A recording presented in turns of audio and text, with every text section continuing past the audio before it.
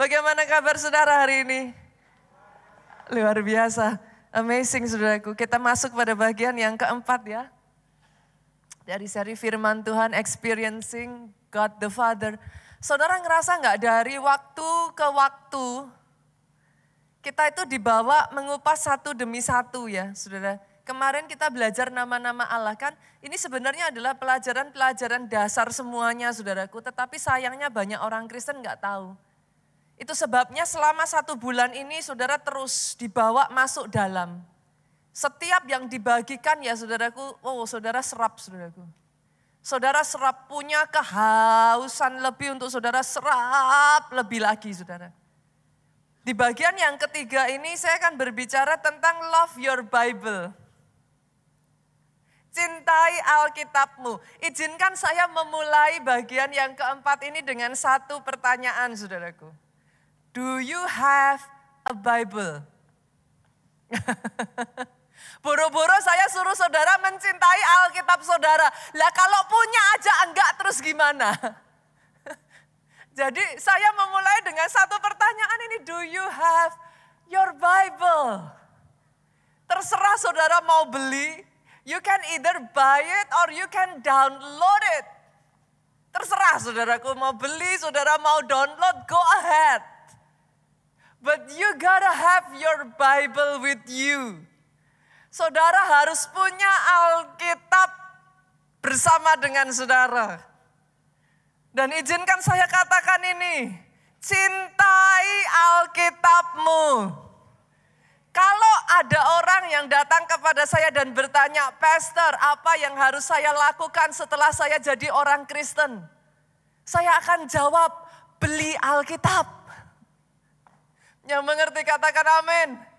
Bagi saudara di tempat ini yang maybe ini adalah pertama kalinya. Atau buat saudara yang mungkin ini adalah perjalanan saudara pertama kali menjadi orang Kristen. Izinkan saya mengatakan kepada saudara, beli Alkitabmu.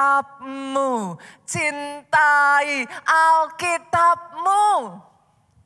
Kenapa saudaraku? Karena melalui Alkitab engkau dibawa experience Him deeper.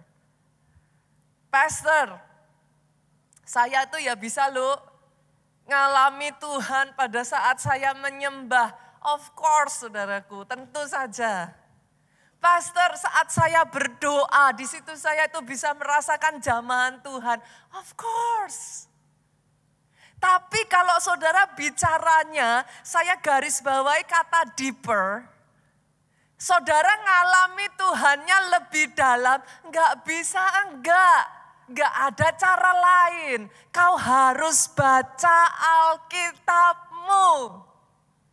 Why, Pastor? Kenapa?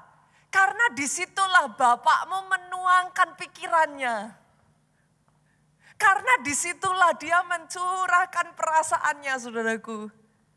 Ketika kau membaca Alkitabmu, kau jadi tahu jalan-jalannya Tuhan. Ketika kau baca, kau jadi tahu perjanjiannya. Kau jadi makin lama itu ngerti mana toh yang disukai Bapak, mana yang Bapak enggak suka. Di situ saudaraku, saudara bisa membaca perbuatan-perbuatan besarnya Tuhan dan imanmu bangkit. Engkau jadi semakin kenal Dia. Apa yang membuat bapakmu sedih, apa yang membuat bapakmu happy. Semakin engkau kenal Dia, minggu lalu loh kita belajar. Semakin kau kenal Dia, trust itu muncul. Ada rasa percaya kan? Dari trust itu engkau belajar. Engkau berjalan langkah demi langkah ngikutin Dia. Tapi kalau kau gak kenal, how can you trust Him? Dari Alkitab itulah saudaraku, pengenalanmu akan Dia menjadi semakin dalam. Itu sebabnya kenapa saya katakan you get to love your Bible. Cintai Alkitabmu. Itu sebabnya saudaraku Rasul Paulus itu kalau berbicara sama anak rohaninya. Timotius, lihat apa yang dia katakan. Kita buka yuk. Dari 2 Timotius pasalnya yang ketiga ayat 15. Ingatlah, Paulus itu ngomong sama Timotius disuruh nginget bahwa dari kecil engkau sudah kenal kitab suci. Disuruh ingatlah.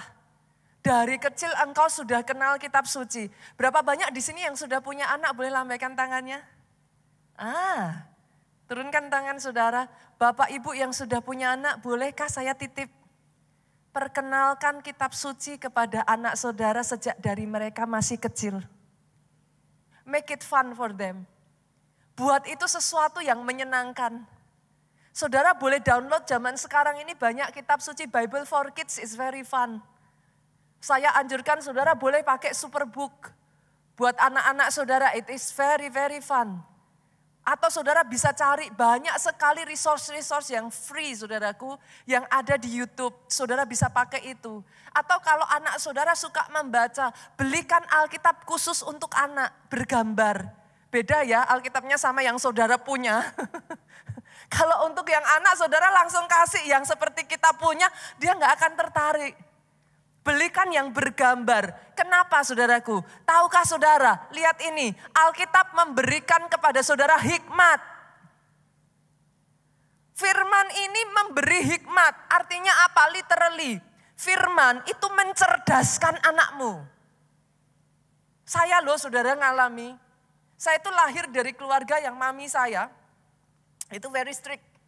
Terhadap pelajaran itu sangat strict saudaraku. Mami saya tuh saya ingat sekali selalu ngomong sama saya gini, 7 itu jelek. Selalu itu mami saya akan ngomong 7 itu jelek. 8 itu biasa. 9 baru bagus. Kalau bisa dapat 10 itu baru begini. Artinya saudaraku saya besar dan lahir di keluarga yang very very high in expected dalam pengharapannya tuh mami saya itu kalau saya dapat nilai 8, anak lain dipuji-puji orang tuanya. Buat mami saya angka 8 biasa. Tapi sekalipun saya lahir di keluarga yang begitu ya saudara, saya itu enggak jelek-jelek amat juga sih saudaraku. Enggak jelek-jelek amat. Tapi enggak jauh-jauh juga, saya itu masuk di 10 besar saudaraku, jelek-jelek ya ke ranking 11. Zaman dulu kan masih ada ranking ya, kalau zaman sekarang kan anak-anak udah enggak dikasih ranking lagi. Tapi kalau zaman dulu kita itu ditulis saudaraku, nomor 1 siapa, nomor 2 siapa gitu kan, jadi kebanggaan. Saya tuh paling jauh-jauh jelek-jelek juga ranking 11, ranking 13 udah jelek banget saudaraku. Masih 10 besar lah. Tapi saya enggak pernah bisa juara. Saudara tahu apa yang terjadi dalam hidup saya? Ketika saya jumpa pribadi dengan Yesus. Ketika saya mulai ngalami, awalnya memang melalui pujian penyembahan seperti ini saudaraku. Awalnya pada saat saudara berdoa. Tapi dari situ kalau saudara sungguh-sungguh ke gerejanya bukan hanya rutinitas, akan muncul rasa lapar. Itu yang benar seperti itu. Saudara itu kayak punya curiosity.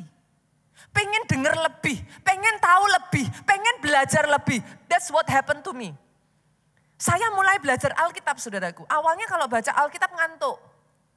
Saya bawa tidur. Gak bisa tidur baca Alkitab. But it's okay. That's fine. Adakah anak-anak saudara yang suka belajar? Semuanya juga kalau belajar ngantuk awalnya kan. Males. Sama. Alkitab juga sama. Tapi saya pelajari terus. Saya ikuti terus. Saya pelajari lebih dalam. Tahukah saudara, tanpa saya sadari, sejak saya terima Yesus, saya rajin baca Alkitab. Dulunya orang tua saya nge-push saya, mami saya itu punya ambisi untuk saya juara. Kakak saya juara 1 terus, saudaraku. Jadi mami saya itu punya ambisi, saya harus bisa juara.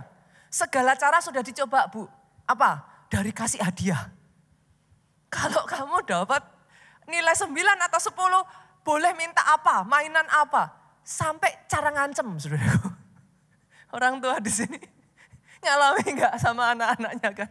Kalau dikasih hadiah enggak bisa diancem. Pakai cara segala macam. Tapi ya enggak kemana-mana, ya begitu-begitu aja. Tapi sejak saya mengenal Yesus, saya rajin membaca Alkitab. Tanpa disuruh mami saya, tanpa diapa-apakan saudaraku. Yang tadinya masih 10 besar belasan lah saudara. Sekarang saya nilainya enggak jauh-jauh dari ranking 3, ranking 4, ranking 3, ranking 4, ranking 3, ranking 4. Saya harus ngomong ini saudaraku. Firman itu mencerdaskan. Ini boleh dimunculkan lagi ayatnya tadi. Firman bukan hanya mencerdaskan. Firman menuntun engkau kepada keselamatan oleh iman kepada Yesus Kristus. Firman itu saudaraku membuat saudara jadi sadar. Pernah nggak ngerasa setelah saudara ke gereja, tiba-tiba loh apa yang tadinya saudara lakukan, saudara cuek-cuek aja. Setelah saudara dengar firman, tiba-tiba saudara gini, kayaknya saya salah deh.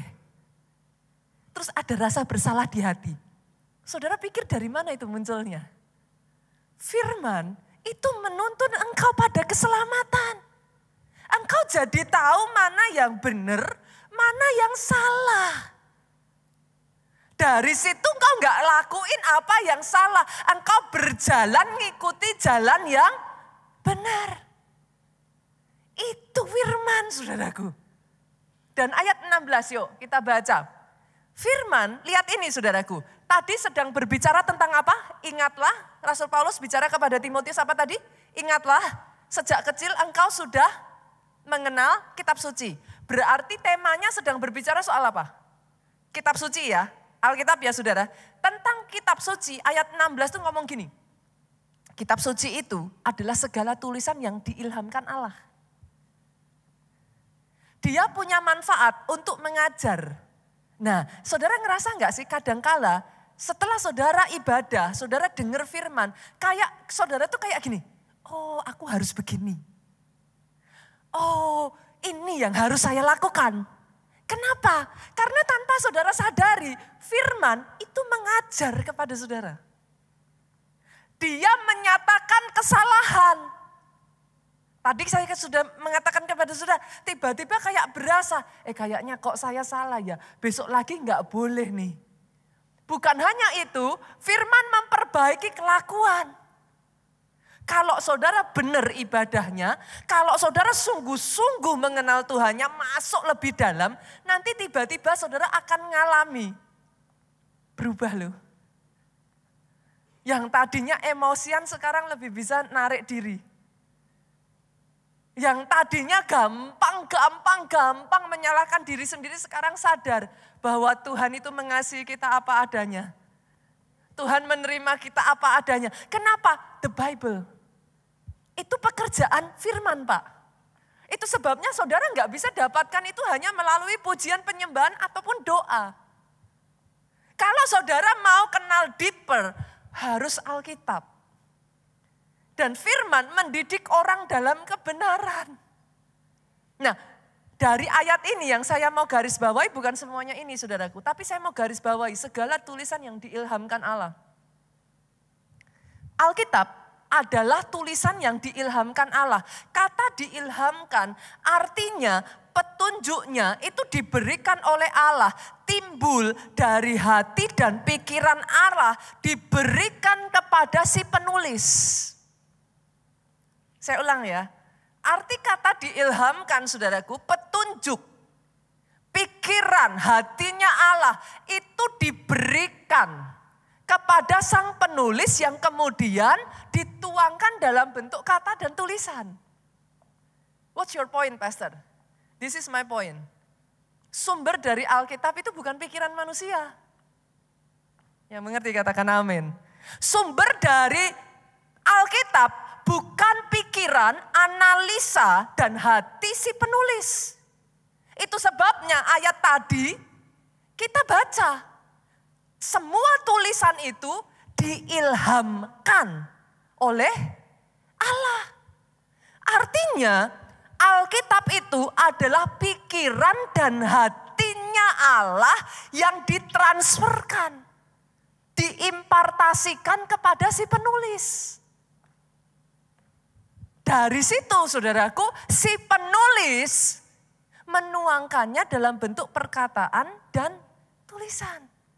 Itulah yang saat ini saudara bawa, saudara pegang sebagai Alkitab.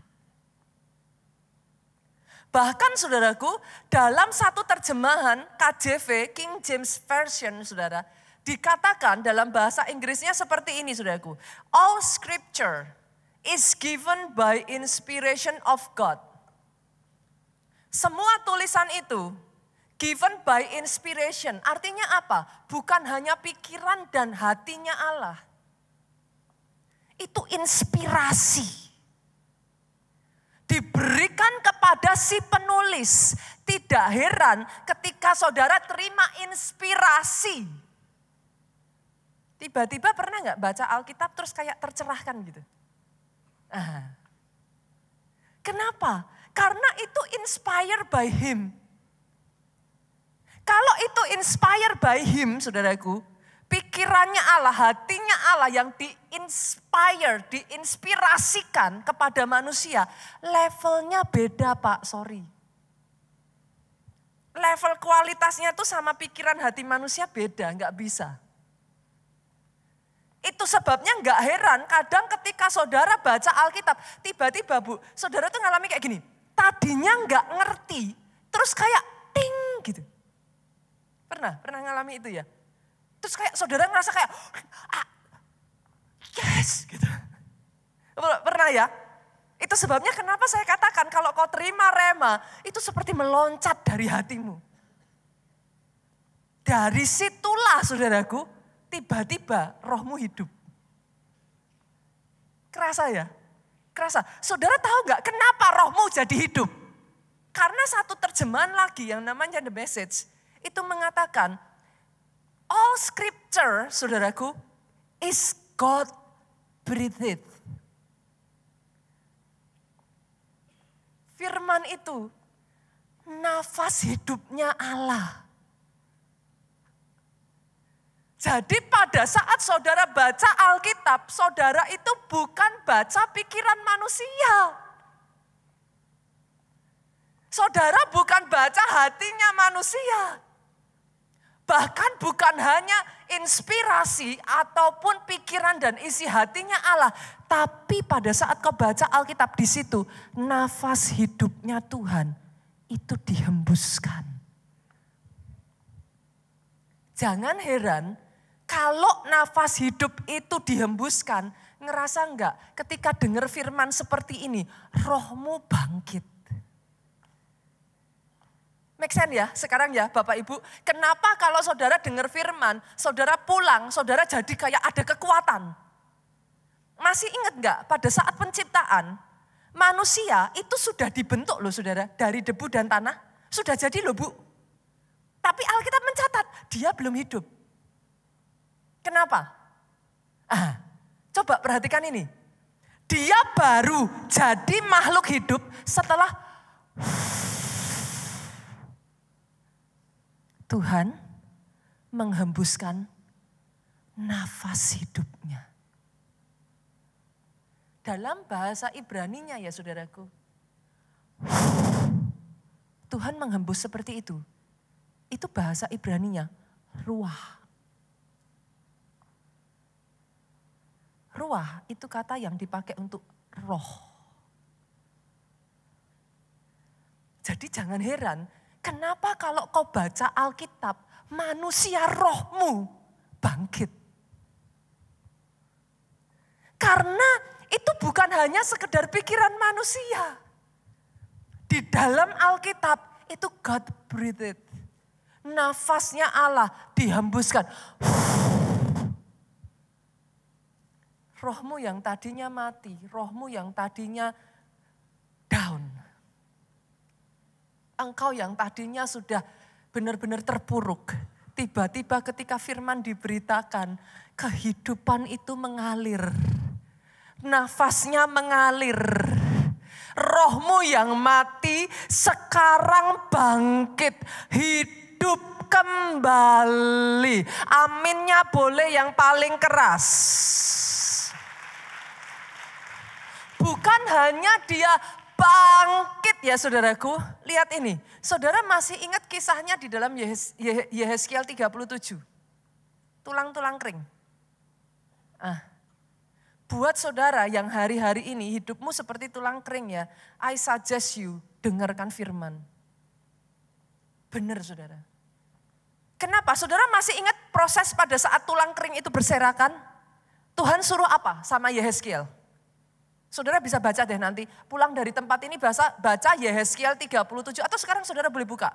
Yehezkiel 37, Tuhan tuh ngomong sama Yehezkiel gini, bernubuatlah hai anak manusia kepada tulang-tulang kering. Bernubuat itu apa saudara? Memperkatakan perkataan Allah. Apa itu perkataan Allah? Firman. Jadi Tuhan ngomong sama Yehezkiel, perkatakan firman kepada ini tulang kering. Begitu firman diperkatakan, disuruh memperkatakan apa? Nafas berhembus dari keempat penjuru mata angin. Itu bicaranya apa saudaraku? Ruah. Tiba-tiba tulang-tulang yang sudah mati tadi saudaraku, sudah kering, begitu kering. Muncul apa tuh? Urat. Muncul apa? Daging. Akhirnya apa yang terjadi? Tulang itu bergeletak, dia jadi satu. Daging timbul, urat muncul. Bangkitlah dia. Dari yang tadinya tulang kering, dia bangkit menjadi satu pasukan tentara Allah yang besar. Saya ingin menubuatkan dalam kehidupan saudara, engkau yang hari-hari ini hidupmu, rohmu sudah seperti mati, engkau yang hari-hari ini semangatmu sudah mati, engkau yang hari-hari ini sukacitamu mati. Saya perkatakan saat ini, Roh Allah itu mengalir atas hidupmu. Ruah itu dihembuskan atas hidupmu. Dan ketika ruah itu dihembuskan, satu demi satu roh yang tadinya sudah mati, saudaraku, bangkit lagi. Semangat yang sudah mulai patah, udah mulai kering, dikobarkan kembali. Itu firman, saudara. Itu firman. Itu sebabnya kenapa saya katakan love your Bible. You gotta love your Bible. You gotta love your Bible. Love your Bible. Karena saudara, bahkan ya, ini saya berkata ya saudaraku. Saudara yang hari-hari ini ya, tubuhmu ngerasa kayak apa? Gak ada kekuatan. Engkau kayak gampang capek, tubuhmu ini rasanya kayak lemes loyo saudaraku. Baca itu Alkitab terus. Karena dia membawa kehidupan. Dia membawa kehidupan bahkan bagi tubuhmu. Saudara. Itu nanti tubuhmu akan disegarkan kembali. Tubuhmu akan dibangkitkan kembali. Bahkan buat saudara ya yang tidak bisa melihat masa depan. Engkau ngelihat kayak masa depanmu suram. Engkau yang hari-hari ini gak bisa melihat masa depan keluargamu. Engkau ngerasa kayak gak ada harapan buat keluargamu. Udah ending, ini sudah berakhir. Hari ini saya berkatakan saudaraku. I speak the word of God. Saya perkatakan setiap keluarga yang sudah hampir hancur disatukan kembali. Kasih yang sudah mulai padam, yang sudah mulai mati, dibangkitkan kembali dalam nama Yesus. Oh kalau mau tepuk tangan, pik. Tepuk tangannya boleh yang paling dahsyat lagi. Katakan amin, amin, amin. Jadi dalam hidupku. Itu firman saudaraku. Itu firman.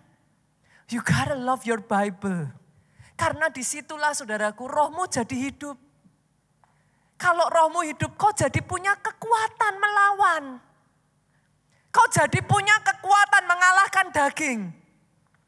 Kau jadi punya kekuatan mengontrol pikiran, perasaan, dan kehendak jiwa. You gotta love your Bible. Gak ada cara lain. Saudara mau bertumbuh lebih lagi? Bukan hanya mencintai Alkitab. Sorry saudaraku. You gotta believe. Saudara harus percayai Alkitabmu. Banyak orang Kristen menganggap Alkitab itu hanya cerita beribu-ribu tahun yang lalu. Kalau enggak hati-hati, saudara ngomong, ya Alkitab ngomong gini sih, tapi kan ya itu Alkitab. Pernah dengar seperti itu? You gotta believe your Bible. Saudara harus percaya firman Tuhan. Mazmur 33 ayat 4a itu ngomong kayak gini saudaraku. Saya bacakan buat saudara. Sebab firman Tuhan itu benar. Sebab firman Tuhan itu benar. Firman-Nya bisa dipercaya. Yang sepakat katakan amin. Hari ini ya saudara, saya akan ngambil waktu. Saudara melihat ya, momen-momen ini ya di gereja kita ya saudaraku. Saudara tuh di keluarga Allah, saudara itu dibangun satu demi satu. Firman itu setiap bulannya saudara akan terima firman, ada remanya, ada temanya saudara. Dan itu berbeda-beda setiap bulannya. Bahkan ya saudaraku di keluarga Allah, firman itu punya tujuan bukan to entertain you. Sorry. Bukan saudara. Tujuan firman di keluarga Allah, saudara datang ke gereja keluarga Allah adalah supaya rohmu bertumbuh. Yang sepakat katakan amin. Saudara kirim anak saudara sekolah supaya apa? Jiwanya bertumbuh. Betul? Dia jadi lebih pinter. Diasah pengetahuannya. Kalau saudara ke gereja, saudara bukan lihat konsernya Taylor Swift. Yang mengerti katakan amin. Di gereja yang saudara dapatkan, rohmu bertumbuh. Senggol kiri kanan, itu sebabnya ayo bertumbuh. Ayo bertumbuh. Karena tujuan saudara ada di tempat ini adalah supaya rohmu bertumbuh. Firman seperti ini, saya tahu saudaraku, ini basic-basic dasar kekristenan. Saudara nggak bisa lari. Saudara boleh pelayanan, saudara boleh lakukan semuanya itu. Tapi kalau kau tidak membaca Alkitabmu, kau tidak belajar mencintai Alkitabmu, engkau tidak mempercayai Alkitabmu, nggak bisa maksimal. Nggak akan bisa. Pujian dan penyembahan oke, bagus. Doa oke, tapi firman itu yang memberi makanan kepada roh. Jadi you cannot skip it. Hari ini saudaraku saya akan membagikan kepada saudara 5 poin. Why you should believe your Bible. 5 alasan kenapa saudara harus mempercayai Alkitabmu. Yang pertama ya saudaraku, di dalam Alkitab saudara, Alkitab itu adalah mengandung cerita ataupun kisah yang dapat dipercaya secara historis. Alkitab bukan buku sejarah. Saya ngomong dulu ya. Kalau Alkitab saudara adalah buku sejarah, maka dari Kejadian sampai Wahyu itu harus berurutan ininya saudaraku, tahunnya. Tapi Alkitab bukan buku sejarah. Yet, nah ini bedakan saudaraku, dia bukan buku sejarah, tapi kisah-kisah yang ada di dalam Alkitab terbukti secara historis. Jadi kisah-kisah di dalam Alkitab itu nyata saudaraku, dia bukan dongeng, dia bukan fiksi. Sekian ribu tahun yang lalu, sekian ratus tahun yang lalu, sekian ribu, apa yang ditulis dalam Alkitab itu benar-benar terjadi. Jadi dia bukan fiksi loh saudaraku. Dia nyata. Itu sebabnya kalau saudara pergi ke Holy Land, berapa banyak di sini yang sudah pernah pergi ke Holy Land saudaraku. Saudara akan mendapati lokasi-lokasi yang tertulis di dalam Alkitab saudara. Itu benar-benar ada. Ketika Alkitab berbicara tentang Danau Galilea, Danau Galileanya itu masih ada sampai sekarang. Betul ada yang sudah hilang. Lokasi-lokasinya ada yang sudah musnah karena ini sudah melalui ribuan tahun saudaraku. Ratusan. Tentu saja ada yang sudah hilang. Tapi satu demi satu saudara bisa melihat bukti-buktinya. Kenapa saudara ikut Holy Land? Sorry, bukan happy-happy berwisata saudara. Itu efek samping gitu saudara. Tapi ketika saudara pergi ke Holy Land, di situ saudara dapat living proof. Ada buktinya loh, bener ada loh. Memang tempatnya ada dan yang namanya sejarah harus dibuktikan oleh kesaksian orang-orang saksi mata di dalamnya. Alkitab saudaraku itu dipenuhi dengan saksi mata. Para penulis Alkitab saudaraku, mereka adalah saksi mata yang menyaksikan semua yang terjadi di zaman itu. Di perjanjian lama, saudara mengenal Musa. Musa menulis Keluaran, Musa menulis kitab-kitab yang ada di pertama awal, saudaraku. Lalu saudara berjalan lagi, saudara menemukan para nabi. Betul? Dari Yesaya, dari Yeskiel, nabi-nabi besar, Yeremia, saudaraku. Mereka adalah saksi mata yang benar-benar menyaksikan apa yang terjadi pada saat itu. Itu sebabnya kenapa Alkitab saudara itu memang benar-benar bisa dipercaya secara historis. Dia bukan khayalan. Dia nyata. Orang-orangnya nyata. Kisah-kisah di dalamnya nyata. Bahkan kalau saudara runut terus sampai ke perjanjian baru. Saudara akan menemukan di situ Matius. Nyata, Markus nyata, Lukas. Nah, saya akan ajak saudara melihat ya. Kenapa ke Lukas? Karena Lukas ini seorang tabib, saudara. Dokter. Bapak Ibu di sini yang kalau ada yang seorang dokter tahu. Yang namanya dokter terbiasa tuh. Diajar berpikir thinking critical. Runut gitu saudaraku. Harus di jurnal, kan kayak gitu. Harus satu demi satu. Itu sebabnya saya akan mengajak saudara lihat Lukas. Karena dia seorang tabib. Zaman dulu tabib itu dokter. Kita lihat ya. Lukas pasalnya yang pertama. Kita baca ayatnya yang pertama sampai ayatnya yang keempat. Lukas ngomong sama salah satu pejabat saat itu saudaraku. Kita baca bergantian boleh? Saya baca ayat 1, ayat 2 saudara baca, kita bergantian sampai ayat 4. Theophilus yang mulia. Banyak orang telah berusaha menyusun suatu berita tentang peristiwa-peristiwa yang telah terjadi di antara kita. Nah, Lukas ngomong sama Theophilus ya, sudah ayat yang kedua, 2, 3. Seperti yang disampaikan kepada kita oleh mereka yang dari semula adalah siapa? Saksi mata dan pelayan firman. Jadi ada saksi matanya. Alkitabmu itu dari saksi mata dikumpulin.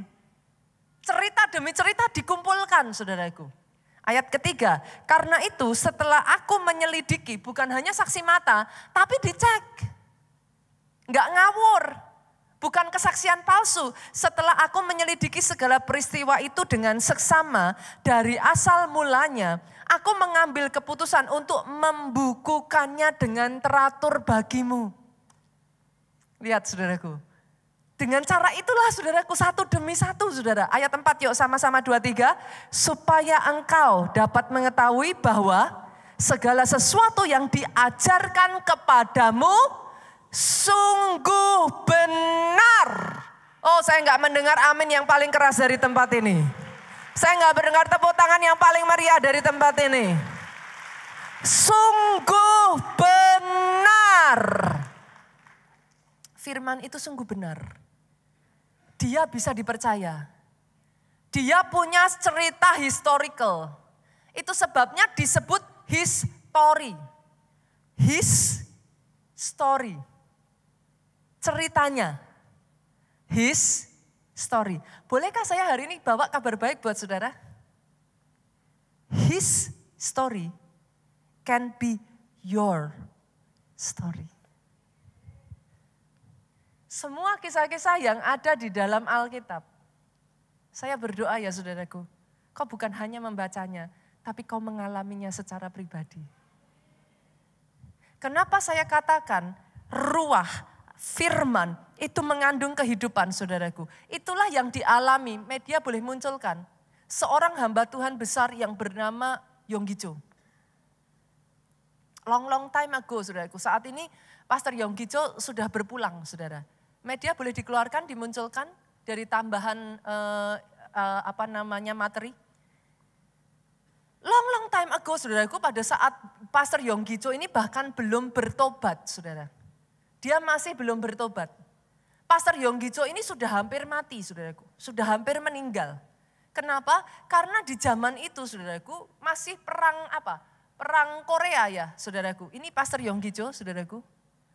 Masih perang Korea pada saat itu saudaraku, keadaan itu belum baik. Pastor Cho ini terkena yang namanya tuberkulosis, TBC. Di zaman itu saudaraku, penyakit TBC itu penyakit yang tidak ada obatnya. Pasti meninggal.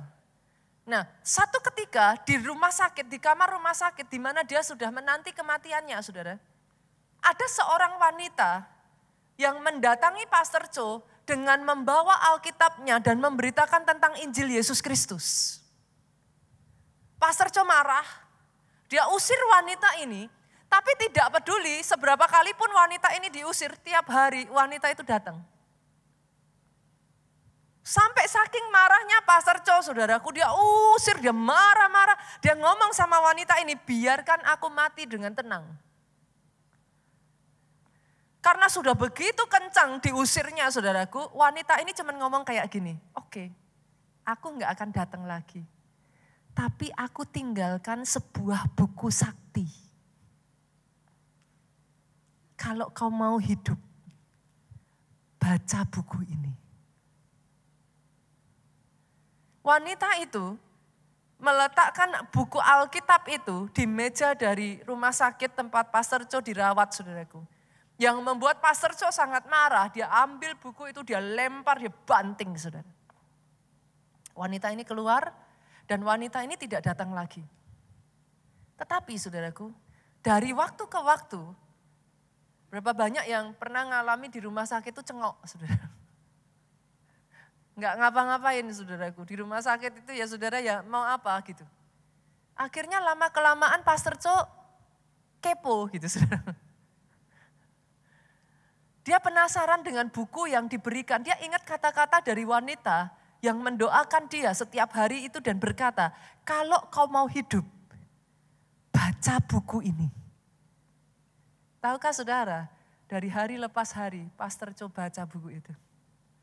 Awalnya dia nggak mengerti. Dia baca buku itu. Awalnya nothing happen. Dia baca, dia baca, dia baca. Sampai dia menutup usianya di usia yang ke-99 tahun, saudaraku. Dia tidak mati. Tuberkulosis tidak menghentikan langkahnya. Dia hidup, dia menjadi seorang hamba Tuhan besar. Dia membawa banyak jiwa. Gereja terbesar pertama di dunia yang pernah ada, saudara. Pada saat itu jemaatnya pernah mencapai hampir 1 juta orang, saudara. Di Korea. Gereja pertama yang sangat unik yang melarang jemaatnya untuk datang beribadah. Kenapa? Karena tempat ibadahnya terbatas. Dia ngomong, minggu ini kamu kalau sudah ibadah, minggu depan jangan ibadah ya. Kasih kesempatan yang lain buat ibadah katanya. Saking udah gak cukup, saudaraku. Kegerakan terjadi begitu besar. Pastor Cho hidup. Ketika dia baca itu Alkitab, dia baca itu Alkitab, dia baca itu Alkitab, tiba-tiba roh itu berhembus. Tubuhnya yang sudah satu demi satu, saudaraku, sel-selnya yang sudah mulai mati dihidupkan kembali. Itu sebabnya mujizat terjadi. Oh, aminnya yang paling keras. History can be your story. Itu yang terjadi pada mama saya, saudaraku. Satu kali, saudaraku, mama saya itu ngalami didiagnosis dokter terkena kista, saudara. Sekalipun anaknya sudah 3, tapi dokter mengatakan, saudara, kista ini harus diangkat. Dan karena kista ini terletak di tempat yang tidak bisa hanya diangkat begitu saja, harus diangkat serahim-rahimnya. Itu pukulan yang sangat berat sekali bagi mami saya. Waktu itu saya masih kecil ya, saudaraku, saya belum memahami terlalu banyak. Jadi pada saat itu, saudaraku, saya hanya bisa melihat mami saya sedih sekali. Disitulah, saudara, mami saya berlari kepada Tuhan. Disitulah mami saya mengejar dan mencari rema yang dari Tuhan. Pastor, apa yang pastor maksud dengan pastor mencari rema dari Tuhan? Baca tuh Alkitab terus, saudara. Baca terus. Itu cara saya mencari rema. Nanti saya ceritakan, saudaraku. Mami saya terus baca Alkitab sampai tiba-tiba dia membaca sampai di satu ayat yang mengatakan seperti ini. Segala sesuatu yang tidak ditanam oleh Tuhan dicabut sampai ke akar-akarnya. Dicabut sampai ke akar-akarnya.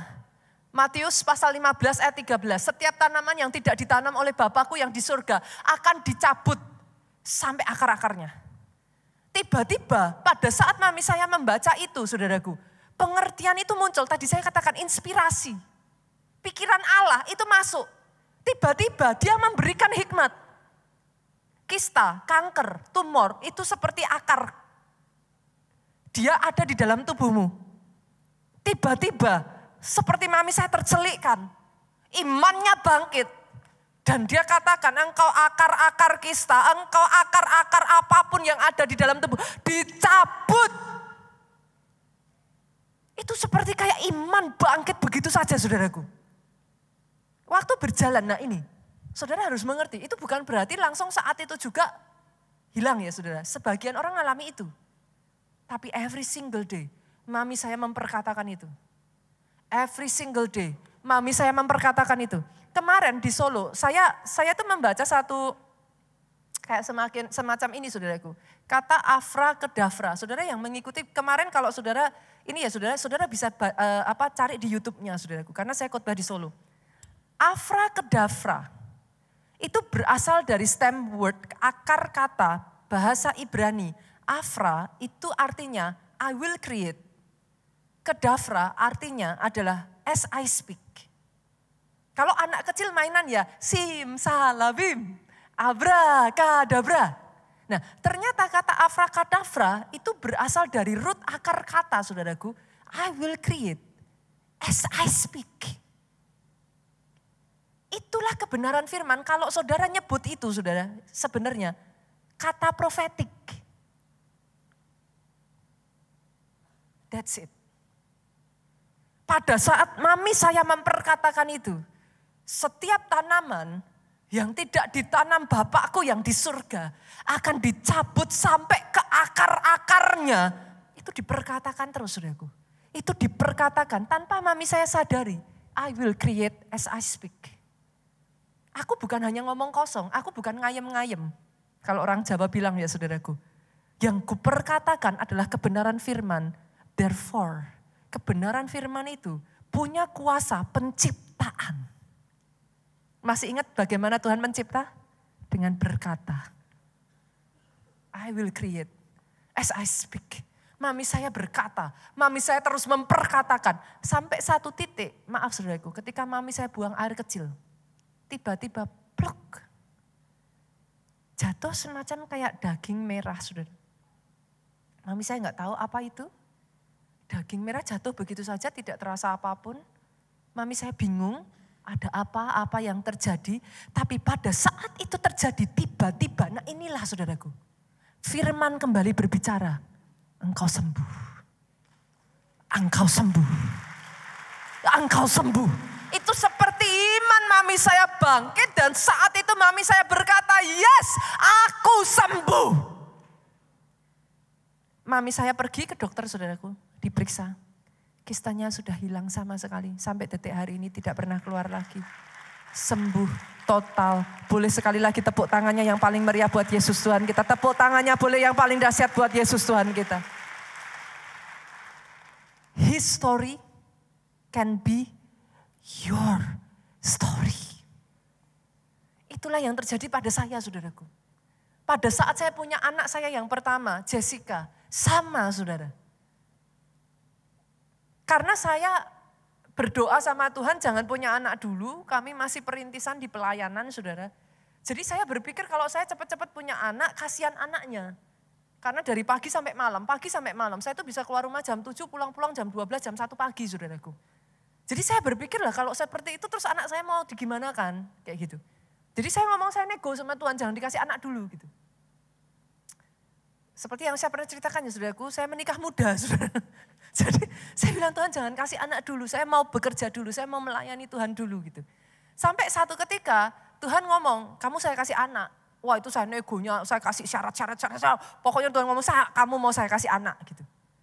Akhirnya benar saudara, ternyata saya hamil. Nah karena nggak siap, hamilnya posisi nggak siap, saya juga nggak tes, nggak cek sama sekali. Sampai waktu ke dokter sarankan kamu harus cek dulu torch. Zaman sekarang udah paham ya saudara kalau mau hamil saudara tes dulu. Zaman itu kan itu sesuatu yang nggak lazim gitu saudara, sesuatu yang baru.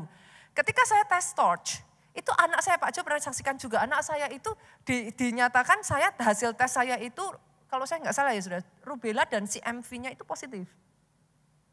Kebetulan saya punya saudara yang rubelanya positif, itu maaf saudaraku. Tuli, gangguan, keterbelakangan, ada banyak gangguan lah gitu.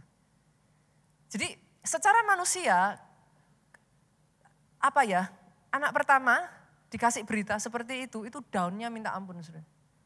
Itu saya down-nya minta ampun, pas tepat hari itu Minggu saya harus khotbah Pak, tentang iman Pak. Itu kayak, dari ujung kepala, ubun-ubun saya sampai ke ujung kaki menolak untuk khotbah saudaraku. How can I preach something? Itu saya waktu itu hancur saudara. Saya hancur, anak pertama divonis seperti itu, saya udah kayak I don't know what should I do gitu. Dari situlah saudaraku, tiap hari, saudara tahu cara saya mencari rema? Tiap hari saya sepakat dengan Pak Jo, saya akan bacakan ke anak dalam kandungan saya 3 pasal, Pak Jo bacakan 3 pasal dengan bersuara. Jadi bukan baca di hati ya, tapi saya bersuara, saya perkatakan kepada anak saya, itu saya speak the word of God sama anak saya. Sampai satu ketika kami membaca satu ayat. Barang siapa berasal dari atas, dia di atas segalanya. Ayat ini saudaraku, Yohanes 3 ayat 31, siapa yang datang dari atas adalah di atas semuanya. Siapa yang berasal dari bumi termasuk. Saya tangkap ayat ini, Pak Jo tangkap ayat ini. Tiba-tiba itu tadi saudaraku, kenapa disebut rema? Muncul kayak understanding. Anakmu berasal dari atas. Anakmu aku loh yang ngasih. Dia dikasih dari atas. Anakmu di atas bakteri, di atas virus, di atas, itu understanding itu keluar begitu saja saudaraku. Dan tiba-tiba saudaraku iman saya bangkit. Saya perkatakan itu every single day kepada anak saya.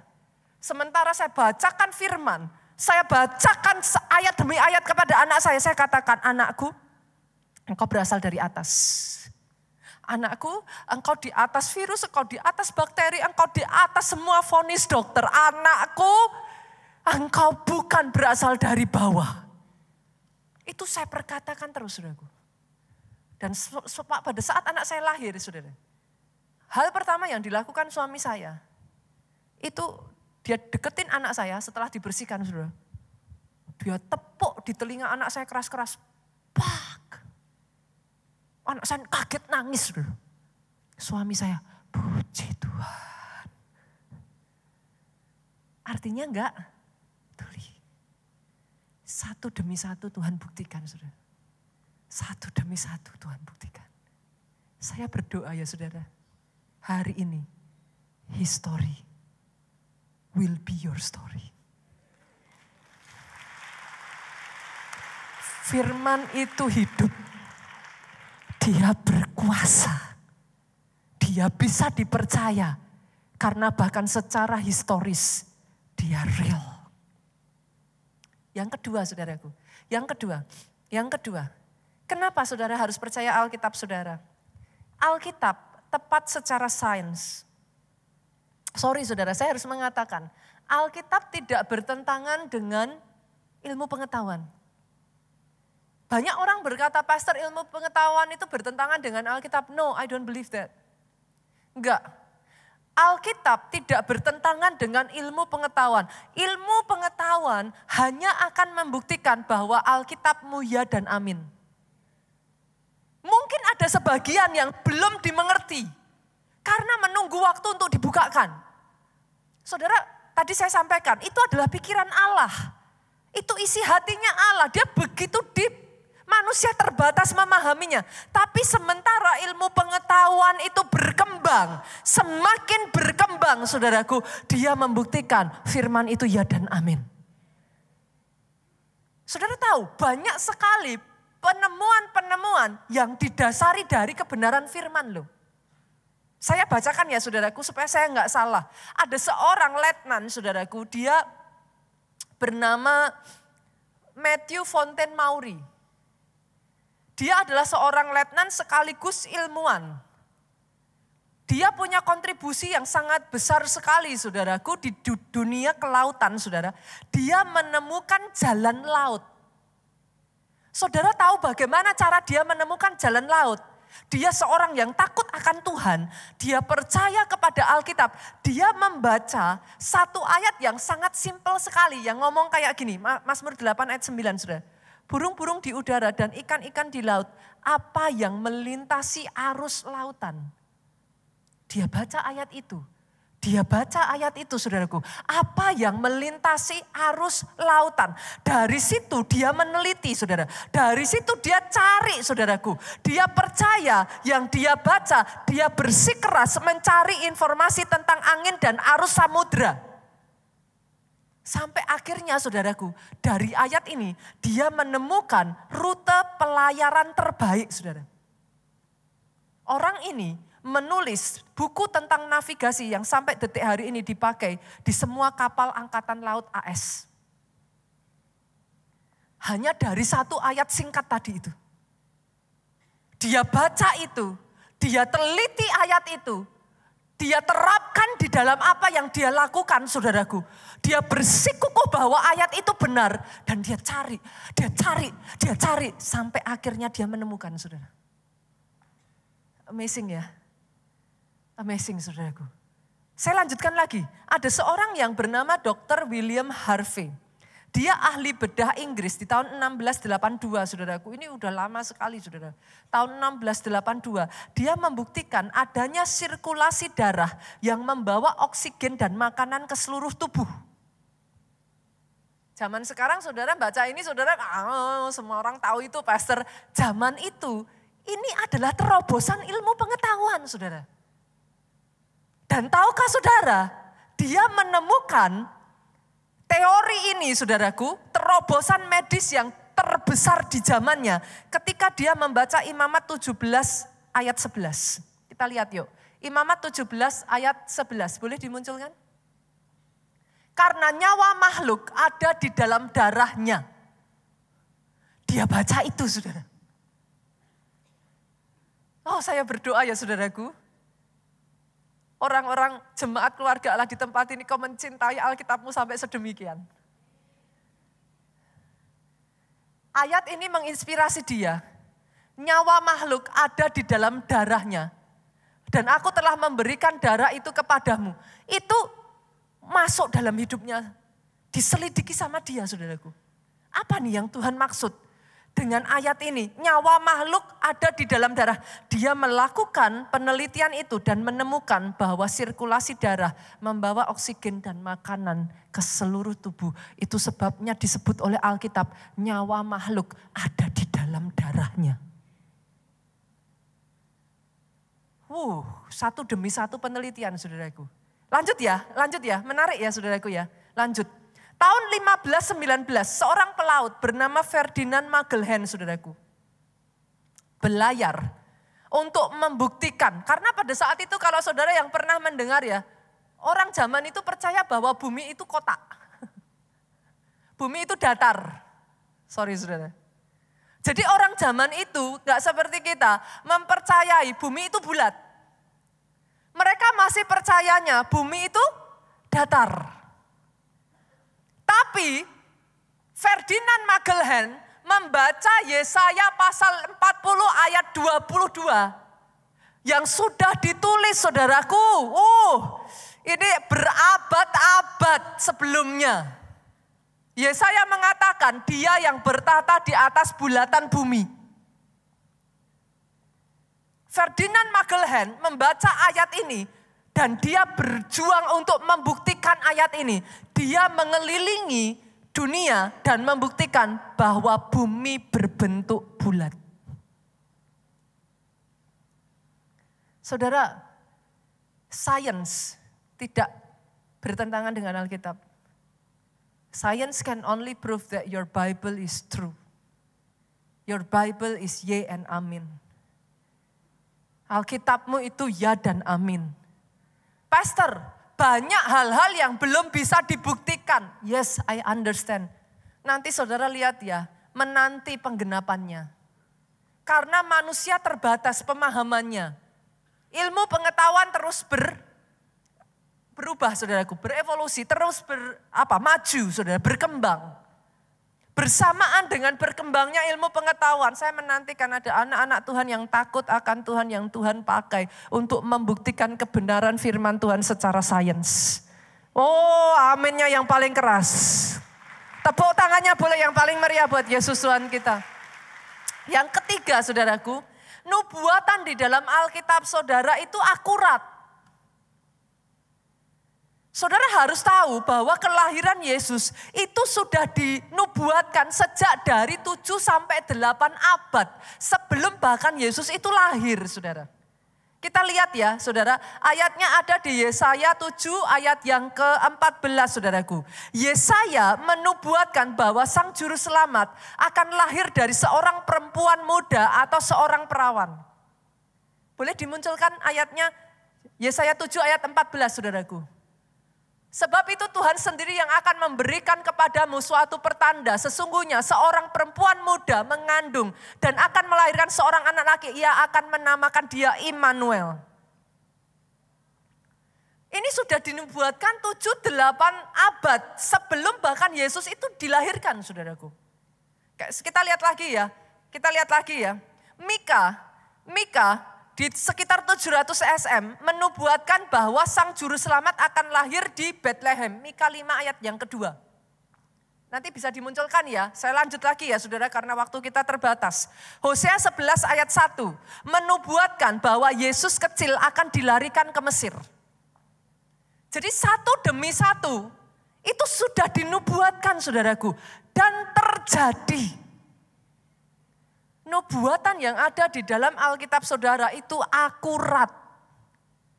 Bukan hanya kelahiran Yesus, kita jam ya. Bahkan tentang kematian Yesus, Mazmur 34 ayat 21 itu sudah menulis, tidak ada satupun tulangnya yang patah. Saudara tahu pada saat penjahat di kiri dan kanan Yesus mati, itu dipatahkan tulangnya saudaraku. Tapi Yesus tidak disentuh. Jadi tepat seperti yang dinubuatkan, tidak satu pun tulangnya. Itu benar-benar terjadi saudaraku. Kita lihat lagi ya, Mazmur 22 ayat 17 sampai 19 menubuatkan. Yesus akan ditonton, jubahnya akan diundi dan tangannya akan dipaku. Itu sudah tertulis saudaraku. Boleh dimunculkan ya saudara nanti sambil baca. Yesaya 53 menubuatkan bagaimana Yesus akan ditangkap dan disiksa. Sampai rupanya sudah tidak berbentuk, saudaraku. Itu sudah dinubuatkan. Mungkin saudara bisa baca satu demi satu. Satu demi satu semuanya itu nubuatan itu akurat. Boleh nggak senggol kiri kanan? Pelajari Alkitabmu yuk. Saya berdoa ya sejak dari hari ini ya saudaraku, saudara bukan hanya mendengar firman, tapi saudara menyadari betapa dahsyatnya kuasa di dalam buku sakti yang ada yang Tuhan berikan dalam hidupmu. Dia bukan dongeng, dia bukan fiksi, dia bukan omong kosong, dia bukan pikiran manusia. Dia pikiran dan isi hatinya Allah, inspirasinya Allah, dia God-breathed, dia nafas kehidupan yang diberikan kepada saudara. Boleh enggak saudara, saya minta. Jemaat keluarga Allah ikut somyuk. Ikuti SPR di gereja kita. Pastor apa itu SPR? Skema perjalanan rohani. Saudara dituntun untuk ikut encounter. Saudara dituntun untuk ikut som. Saudara dituntun ikut ISBC. Ini baru saja batch ISBC yang terakhir ini baru berangkat. Nanti Juni akan ada lagi saudara. Tapi ayo buat saudara yang sudah pelayanan. Tapi saudara bahkan belum encounter. Saudara belum ISBC. Saudara belum ikut som. Ikut. Kenapa saudara? Senggol kiri kanan, jangan jadi orang Kristen KTP. Saudara itu jadi apa? Target serangan iblis loh. Tapi enggak punya senjata. Apa gundul gitu saudaraku? Kosong, enggak punya perisai. Saudara enggak punya ketopong keselamatan, saudara enggak punya pedang roh. Terus saudara mau perang pakai apa? Gunakan pedang roh, firman itu saudaraku. Untuk menghancurkan tipu muslihat iblis. Mengalahkan kebohongannya, menang terhadap masalah demi masalah dalam hidupmu. Jangan jadi orang Kristen yang gak ngerti apa-apa saudaraku. Sayang gitu. Yang keempat, ini amazing sekali saudara. Lihat ini saudaraku. Alkitab saudara punya kesamaan tema yang konsisten. Bayangkan ini ya saudaraku, Alkitabmu ditulis oleh lebih dari 40 orang yang berbeda. Dari zaman yang berbeda, mencakup lebih atau sekitar 1.500 tahun. Bisa tektokan enggak saudara? Enggak bisa dong, 1.500 tahun loh. Mana bisa? Alkitabmu ditulis dari 3 benua yang berbeda. Jaraknya begitu jauh, satu dengan yang lainnya. Ditulis Pak, oleh orang-orang dari profesi yang berbeda-beda. Ada yang nelayan, ada yang seorang tabib, ada yang seorang petani, ada yang nabi, ada yang raja. Tapi saudara, dari ujung ke ujung punya kesamaan tema. Saudara tahu apa itu? Dia mau engkau diselamatkan.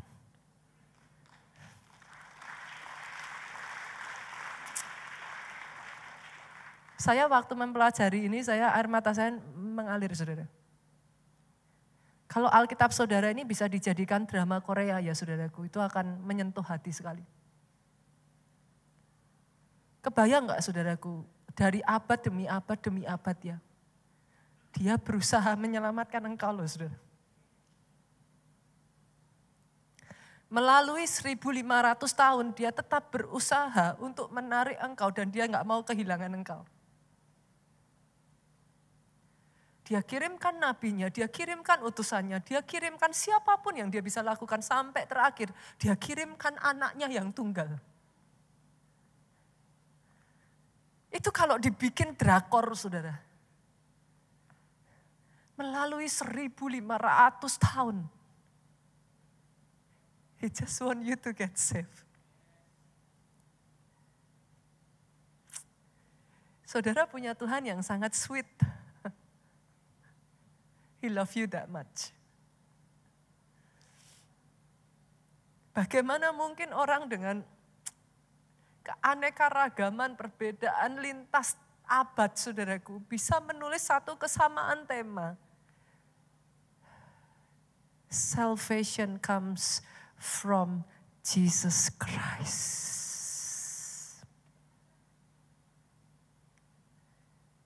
In case buat saudara yang hari-hari ini marah sama Tuhan ya, saudara berkata Tuhan kenapa kau izinkan, Tuhan kenapa Tuhan gak adil, Tuhan kenapa kau tolong orang lain tapi aku gak kau tolong saudara. Dia pergi 1.500 tahun, every single year tanpa gagal, without fail, dia gak menyerah sampai dia menemukan engkau loh saudara. Dia memastikan engkau hidupmu tidak hancur. Dia memastikan engkau diselamatkan. Saya berharap saudara bisa menangkap hatinya dia. He love you that much. He love you all out. Dia mencintai engkau mati-matian, habis-habisan. Untuk Tuhan yang seperti itu boleh beri tepuk tanganmu yang paling meriah. Bagi dia yang begitu mengasihi engkau. Dan yang terakhir saudaraku, kenapa kau harus mempercayai Alkitabmu? Alkitab sudah bertahan melalui begitu banyaknya serangan saudara. Saudara, have you ever wonder saudaraku? Alkitab saudara itu kan usianya udah tua sekali ya. Bagaimana sampai detik hari ini bisa sampai di tangan kita loh Pak? Dan apakah Alkitab yang ada di tangan kita ini benar-benar tulisan aslinya? Itu amazing sekali loh saudaraku. Amazing sekali. Saya bacakan ya, Yeremia pasalnya yang ke-36 ayat 21. Jadi sejak dari zaman dulu, Alkitab saudara itu sudah mau dibakar, sudah mau dimusnahkan, sudah mau dihancurkan. Ini salah satu kejadiannya, raja menyuruh Yehudi, namanya Yehudi saudara, mengambil gulungan itu. Lalu ia mengambilnya dari kamar panitera Elisama itu. Yehudi membacakannya kepada raja dan semua pemuka yang berdiri dekat raja. Jadi Yehudi membacakan gulungan kitab. Waktu itu adalah bulan yang ke-9 dan raja sedang duduk di balai musim dingin, sementara di depannya api menyala di perapian. Ayat 23, yuk sama-sama kita baca 23. Setiap kali apabila, siapa saudara? Yehudi selesai membaca 3-4 lajur, apa yang disuruh raja? Raja mengoyak-ngoyaknya dengan pisau raut, lalu dilemparkannya ke dalam api yang di perapian itu sampai seluruh gulungan itu habis dimakan api yang di perapian itu. Bayangkan saudaraku, ini kitab yang sudah ditulis, itu berkali-kali hendak dimusnahkan. Tapi coba lihat saudaraku, ayat yang ke-27. Kita lompat ya. Sesudah raja membakar gulungan berisi perkataan-perkataan yang dituliskan oleh Baruk, langsung dari mulut Yeremia itu. Maka datanglah firman Tuhan kepada Yeremia bunyinya. Sudah dibakar, Yeremia enggak tahu, Tuhan ngomong sama Yeremia, Tuhan suruh apa? Ayat 28, ambil pulalah gulungan lain, tuliskan di dalamnya segala perkataan yang semula ada di dalam gulungan yang pertama, yang dibakar oleh Yoyakim Raja Yehuda. 29, lihat saudaraku, Yoyakim mau memusnahkan Alkitab, gulungan, kitab suci, pada saat itu kitab tulisan Nabi Yeremia. Tuhan langsung ngomong sama Yeremia, tulis ulang. Bukan hanya itu, ayat 29, lihat apa yang terjadi pada Yoyakim. Mengenai Yoyakim Raja Yehuda, haruslah kau katakan, beginilah firman Tuhan, engkau telah membakar gulungan ini dengan berkata, mengapakah engkau menulis di dalamnya bahwa Raja Babel pasti akan datang untuk memusnahkan negeri ini dan untuk melenyapkannya dari dalamnya, manusia dan hewan. 30, sebab itu beginilah firman Tuhan tentang Yoyakim Raja Yehuda. Ia tidak akan mempunyai keturunan yang duduk di tahta Daud. Mayatnya akan tercampak sehingga kena panas di waktu siang dan kena dingin di waktu malam. Habis saudaraku. Jadi bukan firmannya yang musnah, tapi Yoyakimnya yang dimusnahkan. Dan kalau saudara nanti kapan ya saudaraku, ada waktu saudara pergi ikut Holy Land ya.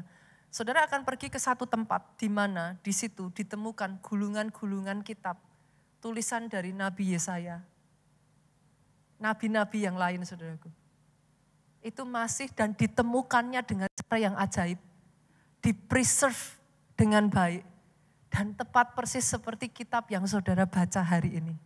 Tuhanmu ajaib.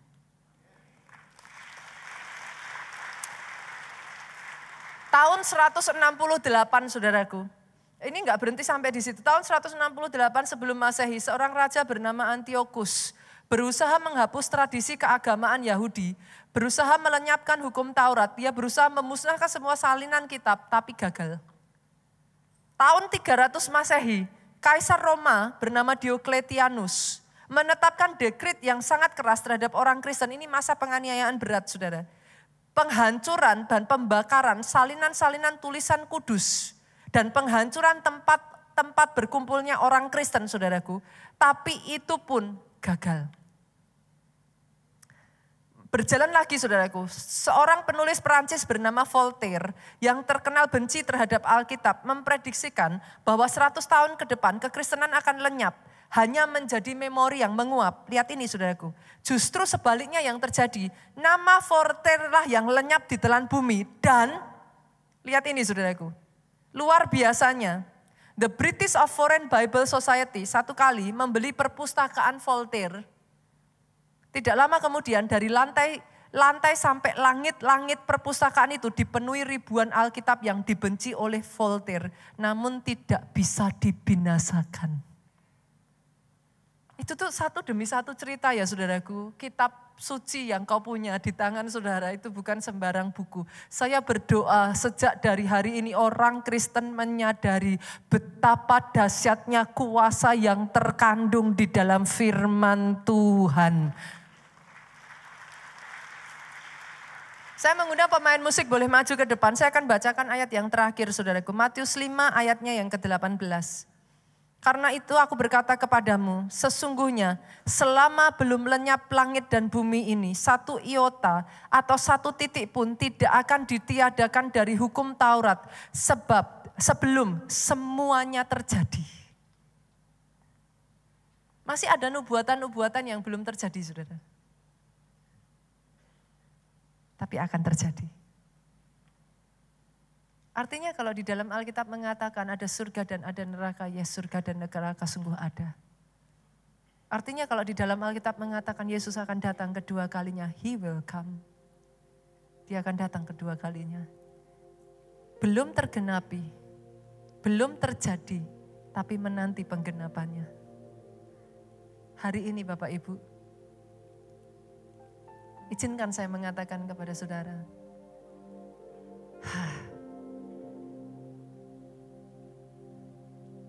semua yang dia tuliskan ya saudaraku, adalah karena begitu besar kasihnya akan dunia ini.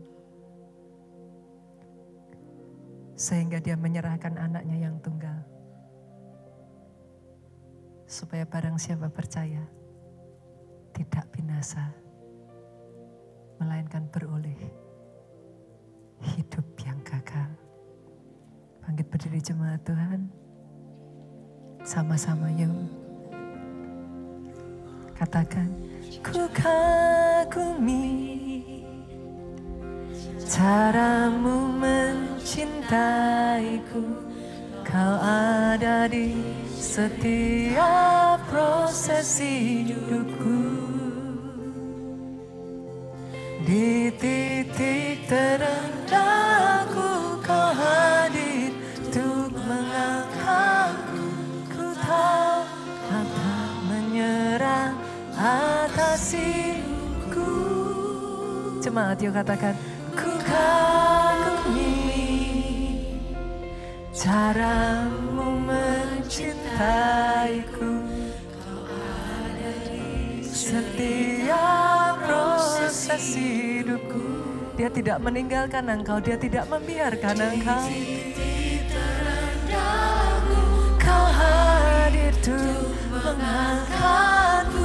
Ku tahu kau tak menyerah atas hidupku. Sama-sama katakan yuk. Tak terbatas kuasamu, tak terduga caramu. Engkau Tuhan, tidak ada yang lain. El Roi, Allah yang melihat. Eloi, Allah yang peduli. Dia tidak meninggalkan engkau. Jehovah Jireh, dia yang mencukupkan segala yang kau perlukan. Dia tahu keperluanmu.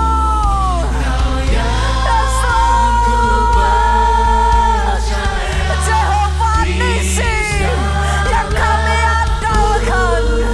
Engkau panji kemenangan kami. Yes Lord. Tak terbatas kuasamu. Oh kami kagum, kami takjub Tuhan.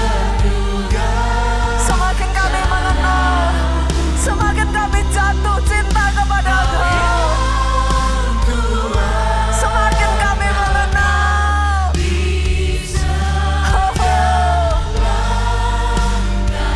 Kami semakin takjub Tuhan, betapa dahsyatnya Engkau. Tidak akan kami melepaskan Engkau.